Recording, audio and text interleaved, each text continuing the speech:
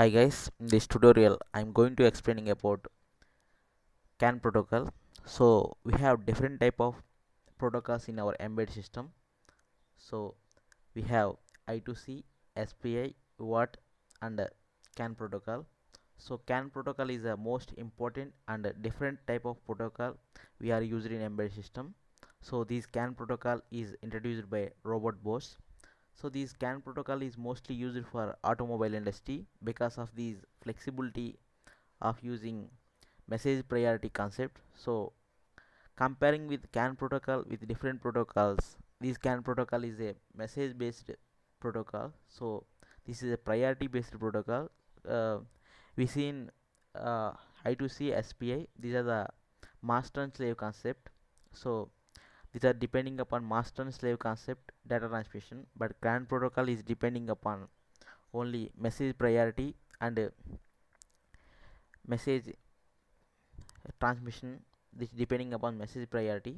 So in this CAN protocol I am only giving introduction for today. So after my upcoming videos I will give full details about CAN protocol. This is my introduction video about CAN protocol. So we have CAN protocol, different type of nodes and frames and a different type of bit rates in CAN protocol. So first of all, what is CAN protocol? What is CAN means? CAN is a control area network. It is a bus used for connecting two nodes. We have node in our CAN protocol. So I will show that node. So node is used for, this is a CAN node we are using for connecting. So this is a CAN node. In this CAN node we have microcontroller, CAN controller, CAN transceiver. So these microcontroller is used for taking input from sensors and connecting with ADC and giving output to the peripherals. So what are the devices we are connecting externally that are connected with your microcontroller? So this is a ARM or 8051 or what we can use. So different type of controllers we can use here. This is also called as host controller. So in this node we have another one, CAN controller.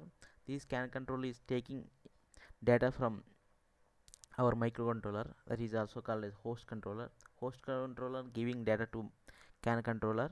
So these CAN controller transmit the data from one place to another place using with a frame format. So mostly frame format is a important thing we can use in our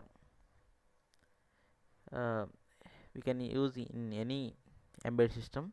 So this CAN controller is responsible for, this CAN controller is responsible for a frame format. uh, and also we have CAN transceiver. This CAN transceiver is for the voltage conversions. So these are the CAN node we are using in our CAN protocol. And we have different type of nodes. Different type of nodes are connected with the different type of buses. These buses are CAN bus, CNOL and CNOH. I will explain about these buses in my future videos. So we have different type of frames in our CAN protocol. These are data frame, error frame, remote frame and overload frame. These are the different frames we are using in our CAN protocol. We are mostly concentrating on data frame and error remote frame. Because of data transmission we are using data frame. For requesting the data from particular node we are using remote frame. If we got any error we go for error frame. If the CAN node is overload or CAN frame is overload, we can go for the overload frame.